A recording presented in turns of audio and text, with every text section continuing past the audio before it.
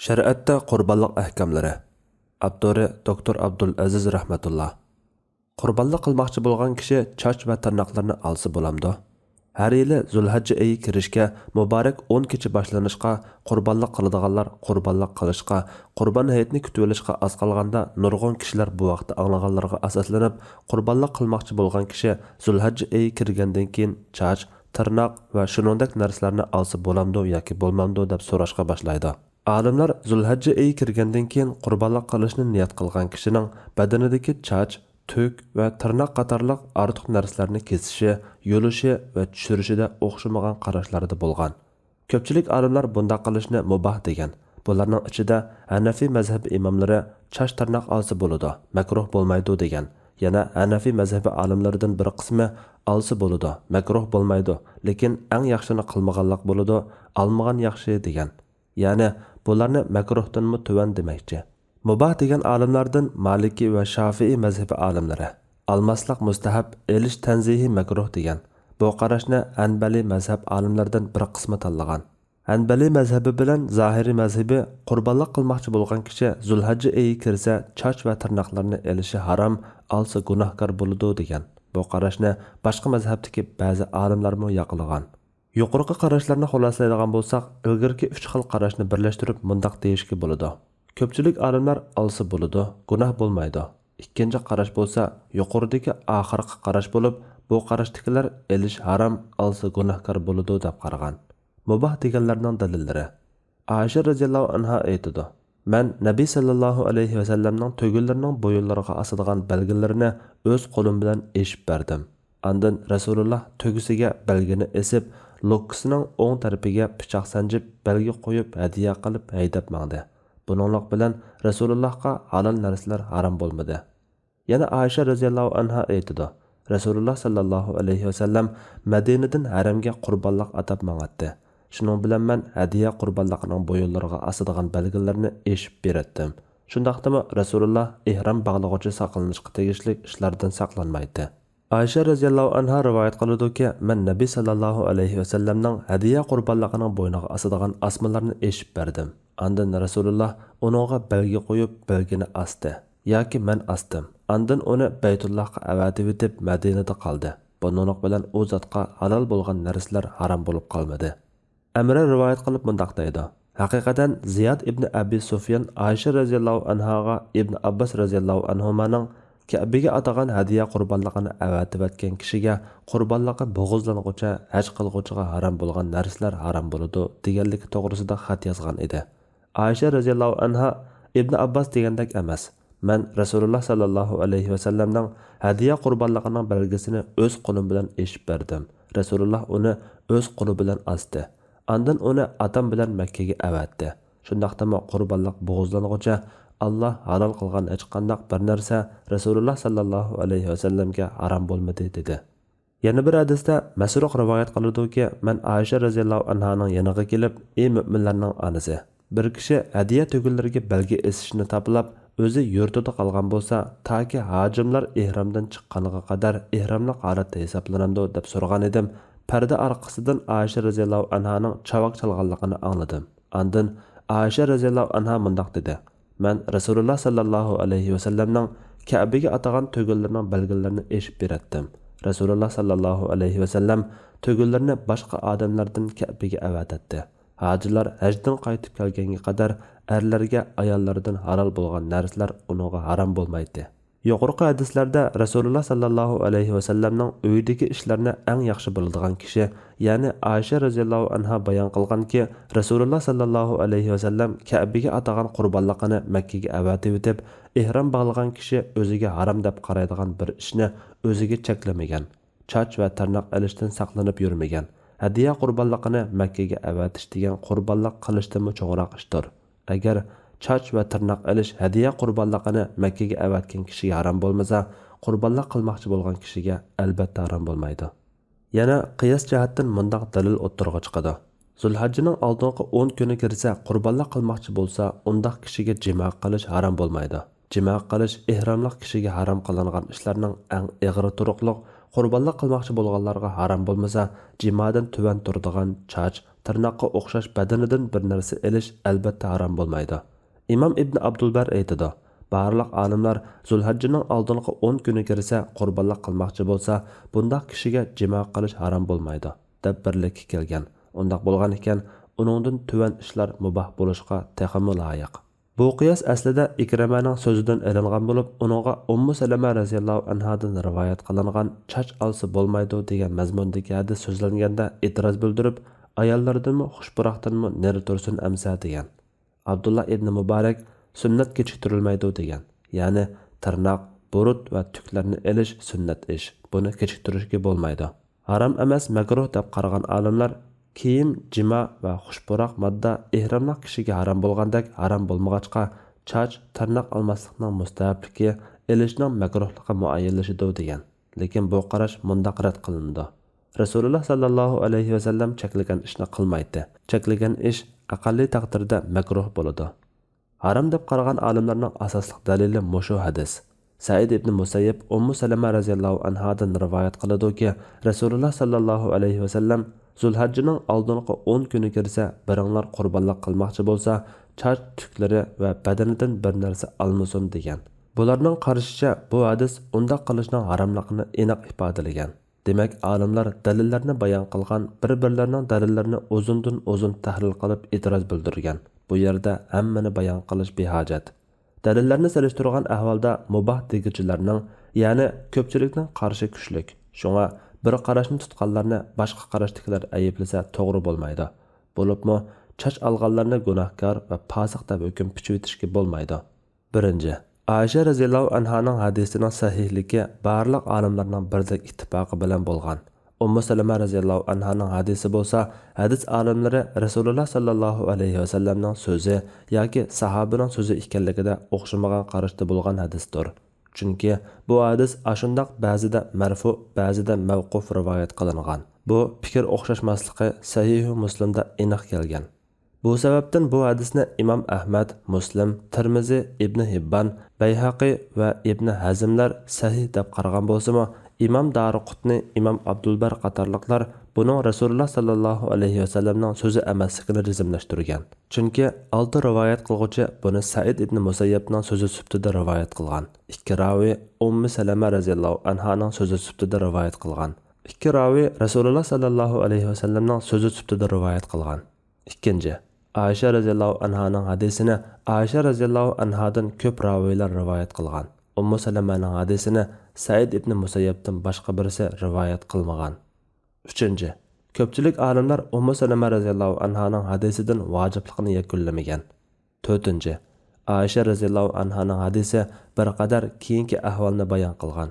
Chunki Abu Bakr radhiyallohu anhudan Ka'baga atagan qurbonlikni Hijriya 9-yili, ya'ni Hajjatul Vidodan 1 yil burun avatgan. Bu yerda bir qancha masalani eskartib o'tish kerak. Birinchi, chat soqol, tirnoq qatorliqlarni olmay turishdagi hikmat do'zax o'tidan butun badanidagi narsalar bilan birga to'liq qutulib ketish uchun deyilgan. Haj qilayotgan ehromliqlarga o'xshab turish uchunmi deyilgan. Lekin bu vaqtda sahih dalil yo'q. Hamda hammalarning qarshida jimo qilish, kiyim kiyish va xushburoq modda ishlatishda o'xshash bo'lishi talab qilinmaydi. Ikkinchi, cheklash toki qurbonlikni qilib bo'lg'uchi davomlashadi. Masalan, hayitning 2 yoki 3 kuni qurbonlik qilmoqchi bo'lsa, shu kungacha olmay turadi.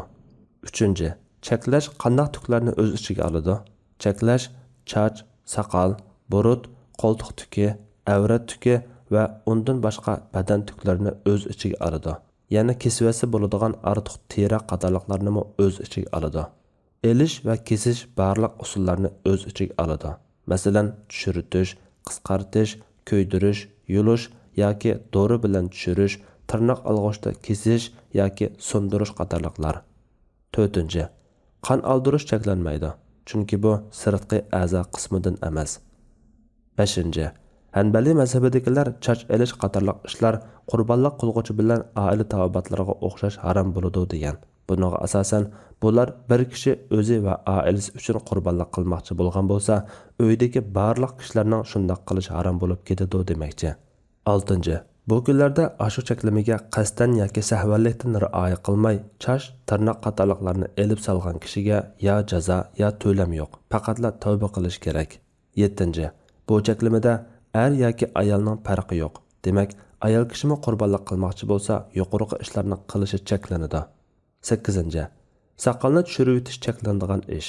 Chunki ko'pchilik olimlar soqolni tushirib o'tish harom deb qaraydi. Ba'zilar makruh deydi. Hammasi soqolni tushirib o'tishni cheklaydi. Alloh eng to'g'risini bilguchidir. Qurbonlik qilishning oldida va qurbonlik qilganda qaysi ishlarga diqqat qilish kerak? 1.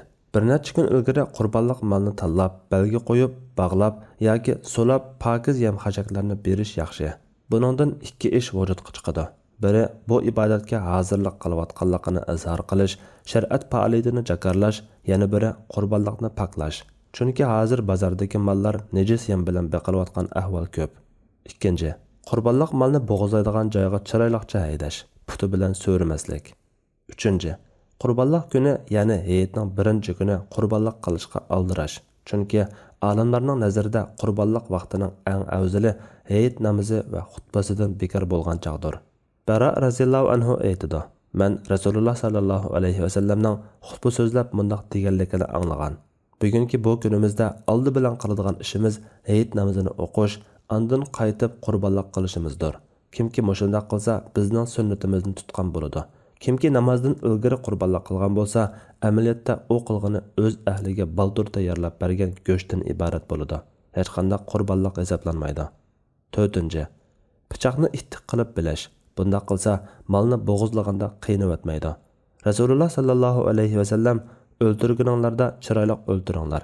Pichoqinglarni bilib, bo'g'izlamoqchi bo'lgan molni azobdan xalos qilinglar degan.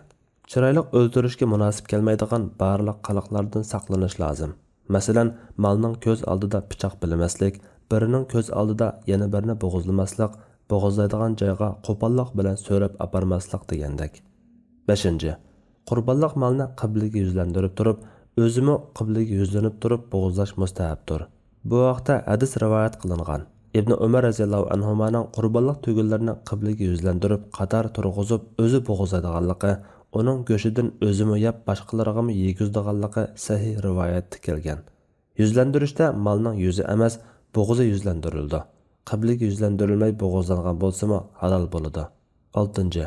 Qo'y, o'chka va karalarni so'l tarafiga yatqizib, o'ng orqa putini bog'lamay, boshqa 3 putini bog'lab, bo'g'izidan pichoq so'rish. Tugini so'l oldi bir putini bog'lab, o'ri turg'izib, bo'g'izidan emas, pokunidan pichoq so'rish mustahab. Chunki bunday qilish molga ihson qilish jumlasidan bo'lib, qiynalmasdan tez jini chiqadi. Molga aram bo'ladi. Hanafiy mazhabining qarshida tugini o'ri turg'izish bilan yatqizish o'xshash. Haq Taala aytadi: "Ka'baga hadiya qilingan tugularni sizlar uchun Allohning dinining alomatlaridan qildik. Ularda sizlar uchun foyda bordir. Shunga ularni qator qilib o'ri turg'izib, Allohning ismini tilga olinglar. Baqillari yerga tekkanda uningdan o'zinglarmi yanglar. Qanoatchan, muhtoj va sa'ilg'ami yegizinglar. Sizlarni shukr qilsin deb ularni biz sizlarga bo'ysundirib berdik. Allohga ularning go'shtlari yoki qonlari yetib bormaydi, balki taqvodorliginglar yetadi. Allohning sizlarni o'zining ahkomlariga yetaklaganligidan uni ulug'lashinglar uchun ularni sizlarga ashundoq bo'ysundirib berdi. Yaxshi ish qilguvchilarga xush bishorat bergan." Haj surasi 36-37 oyatlar. Ibn Abbas raziyallohu anhuma 36 oyatdagi savaf degan so'zni o'ri turgan holatida deb tafsir qilgan. Albatta bu tugiga xos. Qatada rivoyat qiladiki, Anas raziyallohu anhu aytadi: Rasululloh sallallohu alayhi va sallam mo'nguzlik 2 ala qo'chqarni qurbonlik qilgan. Men Rasululloh sallallohu alayhi va sallamning putini u ikkisining bo'yniga qo'yib turib, bismillah deb takbir aytib, ularni o'z qo'li bilan bo'g'izlaganligini ko'rgan. Jabir raziyallohu anhu Payg'ambar sallallohu alayhi va sallam va sahobalari qurbonlik tugining so'l putini bog'lab, o'ri turg'izib bo'g'izlaydi degan. Nabiy sallallohu alayhi va sallam o'z qo'li bilan 7 hadiya qurbonlik tugini o'ri turg'izib pokunidan bo'g'izlagan. Ziyad ibn Jubayr rivoyat qiladi-ki, men Ibn Umar raziyallohu anhumaning hadiya qurbonlik tugisini yatqizib turib bo'g'izlamoqchi bo'lgan kishining yoniga kelib, uni o'ri turg'izib bir putini bog'lab bo'g'izlagan. Bu Rasululloh sallallohu alayhi va sallamning sunnati deganligini angladim. 7. Qurbonlikni o'zi bo'g'izlay oladigan bo'lsa, o'zi bo'g'izlash. Chunki bu ibodat bo'lg'achqa, boshqalarni vakil qilgandan o'zi qilaoladigan bo'lsa, o'zi qilishi afzal. Agar o'zi bo'g'izlay olmaydigan bo'lsa, boshqalarga bo'g'izlasimi bo'ladi. Rasululloh sallallohu alayhi vasallam 100 tugidan 63 tugini o'z qo'li bilan bo'g'izlagan. Qolganini Ali roziyallohu anhu bo'g'izlagan. Bo'g'izlaganda bo'lsa, ustida qarab tursa yaxshi. 8. Bo'g'izlashqa boshqa kishini qo'yganda musulmonni qo'yish lozim. Butparast, ateist, kommunist yoki shuningdek kitobsiz kofirlarni bo'g'izlashga qo'ysa, qurbonlik ado bo'lmaydi. Ular bo'g'izlagan mollarning go'shtini yeyishga bo'lmaydi. Chunki kofirlar molni bo'g'izlab, shar'iy halol qilishning ahli emas. Ahli kitoblarni bo'g'izlashga qo'yishni ba'zi olimlar makruh deb qaraydi. Ba'zilar ashu kitobsiz kofirlarga o'xshash qurbonlik ado bo'lmaydi deb qaraydi. 9. Bo'g'izlaganda qurbonlik niyati bilan bo'g'izlash lozim. Ba'zi olimlar setib olgan chaqda qurbonlikni niyat qilsa kifoya deydi. Chunki amallar niyatga qarab bo'ladi.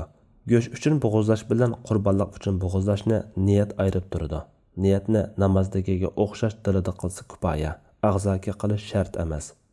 10. Bo'g'izlaganda Allohning nomini atash, takbir aytish va duo qilish. Qatada rivoyat qiladiki, Anas roziyallohu anhu mundaq degan: Rasululloh sallallohu alayhi vasallam munguzlik 2 ala qo'chqarni qurbonlik qilgan. Men Rasululloh sallallohu alayhi vasallamning putini u ikkisining bo'yniga qo'yib turib, bismillah deb takbir aytib, ularni o'z qo'li bilan bo'g'izlaganligini ko'rgan. Yana Imom Muslim sahihidagi bir hadisda Rasululloh sallallohu alayhi vasallam bir qo'yni qurbonlikqa bo'g'izlaganda Allohning nomi bilan: "Ey Alloh, Muhammadning oilasidan va Muhammadning ummatidan qabul qilgan" deb qurbonlik qilgan. Bo'g'izlamoqchi bo'lganda bismillah, Allohu akbar. Bu rizq sendan menga ato qilingan, sana xolis qurbonliqimdir. Ey Alloh, qabul qilgan deydi. Bulardan bismillah deyishlar vojib, qolgani sunnatdir. 11. Pichoqni kuch bilan besib turib, oldi keyniga tiz surish. Bunda qilganda jini tiz chiqib azoblanmaydi, ham qonlar to'liq eqib chiqib ketadi. 12. Malning kallasini darhol uzib o'tmay, 2 shox tomiri bilan kanay va kekirdakni kesib bo'lgandan keyin sal ta'xir qilib turish. Bunda qilmaganda mal yuqorqi 4 narsani kesishdan o'lmay, yo'lin kesilganlikdan o'lib qolishi mumkin. 13. Bo'g'izlab bo'lib so'yishqa yoki biror yerini kesishga yoki so'ndirishga tutish qilmay, badani jimib, sal sovigandan keyin andin so'yish. Davomi bor. Sajiya Islom tadqiqot markazi.